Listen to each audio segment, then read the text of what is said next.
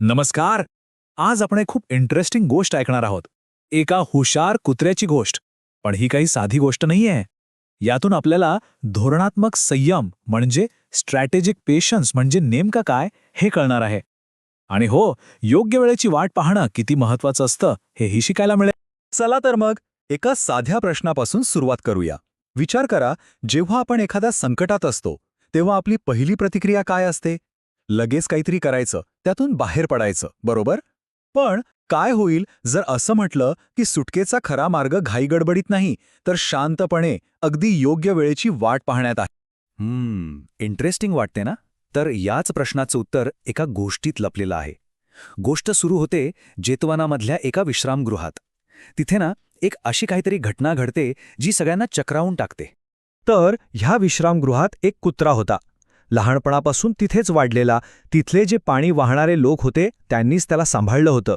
त्यामुळे साहजिकच तो सगळ्यांचा एकदम लाडका होता.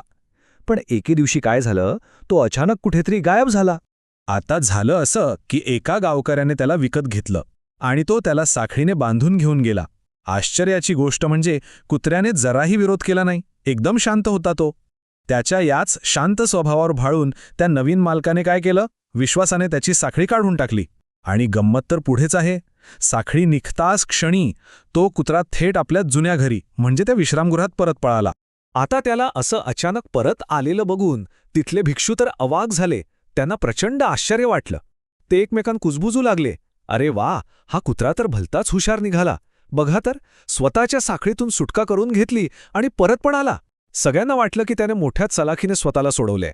सगळ्या भिक्षूंना वाटत होतं की त्यांना या कुत्र्याच्या हुशारीचं कोडं उलगडले. पण तेव्हाच तिथे गुरु आले. त्यांनी भिक्षूंचं बोलणं ऐकलं आणि ते म्हणाले की ही घटना दिसते तितकी साधी नाहीये. यामागे एक खूप जुनं, खूप खोल रहस्य दडलेलं आहे. गुरूंनी काय सांगितलं असेल? ते म्हणाले, भिक्षूंनो, या कुत्र्याने असं काहीतरी करण्याची ही काही पहिलीच वेळ नाहीये. त्याने त्याच्या मागच्या जन्मातही अगदी हेच केलं होतं. विचार करा, हे एक वाक्य ऐकून सगळ्यांना केवढा मोठा धक्का बसला असेल. एका साध्या कुत्र्याची गोष्ट थेट पुनर्जन्माच्या रहस्यापर्यंत पोचली होती. आणि मग सगळ्यांच्या चेहऱ्यावरचं ते आश्चर्य बघून गुरूंनी हे कोडं सोडवण्यासाठी एक खूप जुनी गोष्ट सांगायला सुरुवात केली. एक अशी गोष्ट जिच्यात या कुत्र्याच्या खऱ्या हुशारीचं रहस्य लपलेलं होतं. ही गोष्ट आहे खूप पूर्वीची, ब्रह्मदत्त राजाच्या काळातली. चला तर मग आपणही या कुत्र्याच्या मागच्या जन्मात एक फेरफटका मारून येऊया आणि बघूया की तेव्हा नेमकं काय घडलं होतं. तर गोष्ट अशी आहे की बनारसमधल्या एका माणसाने एक धष्टपुष्ट कुत्रा विकत घेतला. तो त्याला घेऊन जंगलातल्या आपल्या झोपडीत आला. तिथे आल्यावर त्याने त्या कुत्र्याला चामड्याच्या एका पट्ट्याने बांधून ठेवलं आणि मग तो आरामात झोपी गेला. आणि त्याच वेळेस योगायोगाने बोधिसत्व म्हणजे एक अत्यंत ज्ञानी आत्मा त्याच जंगलातून कुठल्या तरी कामानिमित्त जात होता. आता बोधिसत्वांची नजर त्या बांधलेल्या कुत्र्यावर पडली. त्यांनी त्याला पाहिलं आणि एक सल्ला दिला. हा सल्ला ऐकायला अगदी साधासुधा होता, पण तुम्हाला माहितीये, याच साध्या सल्ल्याने पुढे कथेला एक असं वळण दिलं ज्याची कोणी कल्पनाही केली नसेल.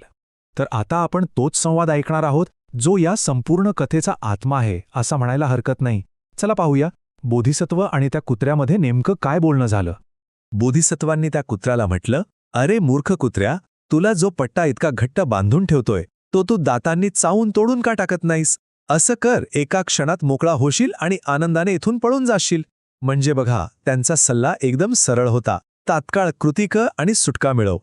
पण त्या कुत्र्याने जे उत्तर दिलं ते ऐकून स्वतः बोधिसत्व सुद्धा चकित झाले. कारण त्या कुत्र्याच्या डोक्यातनं सुटकेसाठी एक वेगळाच खूप जास्त हुशारीचा प्लॅन होता. कुत्र्याने काय उत्तर दिलं असेल? तो म्हणाला, मी दृढ निश्चयी आहे, मी घाईगडबड करणार नाही. मी वाट पाहतोय एका योग्य संधीची. मी लक्ष ठेवून आहे. जेव्हा हे सगळे लोक गाढ झोपलेले असतील ना, तेव्हाच मी माझं काम करेन. पाहिलं? मुद्दा हाच आहे. त्याने तात्काळ प्रतिक्रिया देण्याऐवजी संयम आणि योग्य वेळेला जास्त महत्त्व दिलं. आणि मग अगदी तसंच झालं. रात्रीच्या शांततेत जेव्हा सगळे झोपी गेले तेव्हा त्या कुत्र्याने हळूच तो चामड्याचा पट्टा दातांनी कुरतडला, तोडला आणि तिथून सुटका करून घेऊन आनंदाने आपल्या मालकाच्या घरी परत गेला.